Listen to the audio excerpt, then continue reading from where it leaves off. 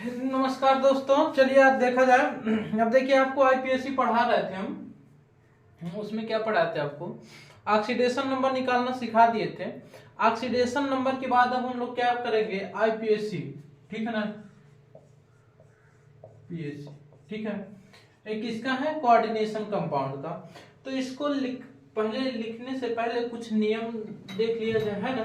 देखिए, पहला है कि हमको जो केंद्रीय परमाणु है, ये रूल है, ठीक है ना, रूल।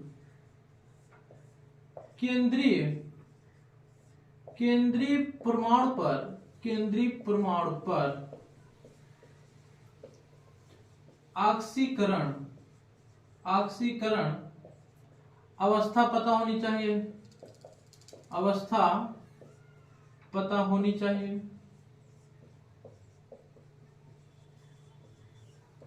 चाहिए दूसरा नंबर, सबसे पहले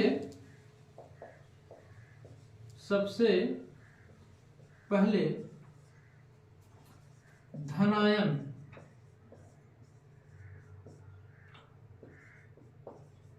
नाम लिखा जाता है। सबसे पहले किसका लिखा जाएगा, धनायन का नाम लिखा जाता है। ठीक है, उसके बाद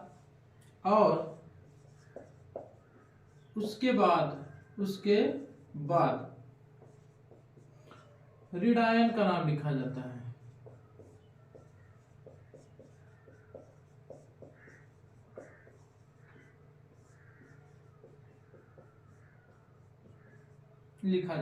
ठीक है ना।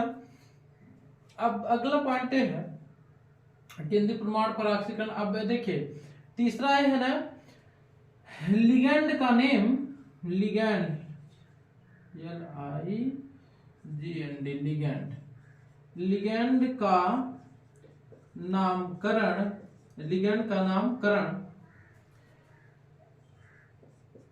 ABCD अक्षर के क्रम में करते हैं। जैसे अगर अपन लोग के पास क्लोरीन आ गया लिगैंड में, तो इसको हम क्या लिखते हैं, क्लोराइडो लिखते हैं आईपीएससी में। इसके पहले लिगैंड का भी आईपीएससी हम आपको बता चुके हैं। और ये आ जाएगा NH3, क्या हो जाएगा, अमीन हो जाएगा। तो किसको पहले लिखेंगे, तो पहले अमीन को लिखेंगे, फिर क्लोरो को लिखेंगे। ठीक है ना।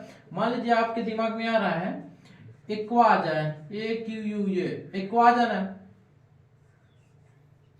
तो अब देखिए, पहला अल्फाबेट समान हो गया, तो कौन होगा, दूसरा अल्फाबेट ले लीजिए, MNOPQ। ठीक है ना, यम पहले आ रहा है तो अमीन लिखेगा, क्यू वाला बाद में। ठीक है ना, ये हो गया, 3 रूल हो गया ना।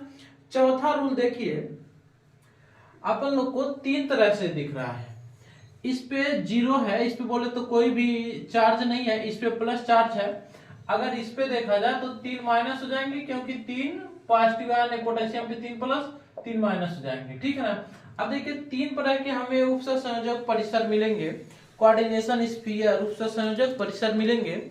अब अपन लोग ना 3 प्रकार से जो मिलेंगे, देखिए, पॉजिटिव और न्यूट्रल का सेम रहता है। पॉजिटिव और न्यूट्रल में जैसे हम आपको मेटल बताए हैं पिछले वीडियो में, जैसे फेरस है, आयरन है, बोले तो फेरस को हम यहाँ आयरन ही यूज करते हैं। ठीक है ना, तो आयरन है। और मान लीजिए निकिल है, तो निकिल यूज करेंगे। लेकिन ये धनायन और ऋणायन में जैसे उसका नाम है एलिमेंट के रूप में, वैसे ही यूज किया जाता है। लेकिन अगर उसका क्या हो जाए, निगेटिव आ जाए, किस पे, उपसंयोजक परिसर पे अगर निगेटिव आ जाए, तो अपन लोग क्या करते हैं, अगर निगेटिव आ जाता है तो हम लोग पहले उसका मेटल का नेमिंग सीख लेते हैं। ठीक है, अगर निगेटिव आ रहा परिसर पे तो हम क्या यूज करते हैं, तो वहीं पे लिख लीजिए, बहुत मुश्किल नहीं है।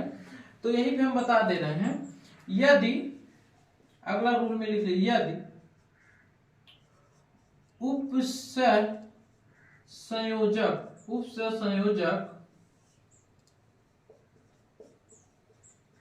परिसर पर ऋणावेश आता है,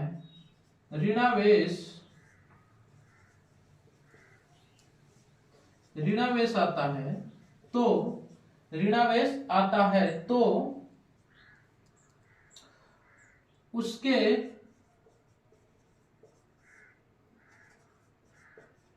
केंद्रीय परमाणु का नामकरण, केंद्रीय परमाणु का नामकरण अलग तरीके से लिखते हैं, अलग तरीके से लिखते हैं, अलग तरीके से लिखते हैं।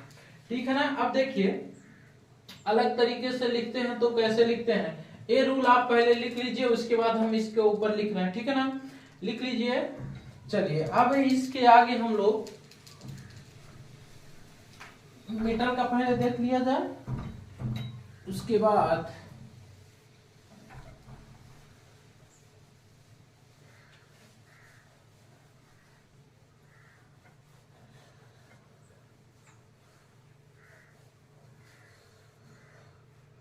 चलिए ये देखा जाए। देखिए अगर मान लीजिए फेरस है, ठीक है ना, और क्या है, पीबी है, एजी है, एयू है, ठीक है ना, कॉपर है। ठीक, ये ज्यादातर यही आते हैं। इसको हम यूज करते हैं फेरेट। क्या यूज करेंगे, फेरेट। हिंदी में लिख सकते हैं फेरेट। देखिए ज्यादातर नेमिंग इंग्लिश में ही लिखा करिए, कोई दिक्कत नहीं होगा। ठीक है, कहीं पे भी। इसको बोलते हैं प्लम्बेट, PLUMBAT, प्लम्बेट। ठीक है ना, प्लम्बेट, प्लम्बेट। इसका बोलते हैं आरेट, AURAT, आरेट, अर्जेंटेट, सॉरी, इसको बोलते हैं अर्जेंटेट, अर्जेंटेट। ठीक है, इसको बोलते हैं आरेट। क्या बोलते हैं, आरेट। और इसको क्या लिखेंगे, क्यूपरेट। क्या लिखेंगे, क्यूपरेट। ठीक है ना। चलिए इसके आगे अभी बता रहे हैं। ठीक है ना, अगले वीडियो में। लाइट चली गई यार। ठीक है ना।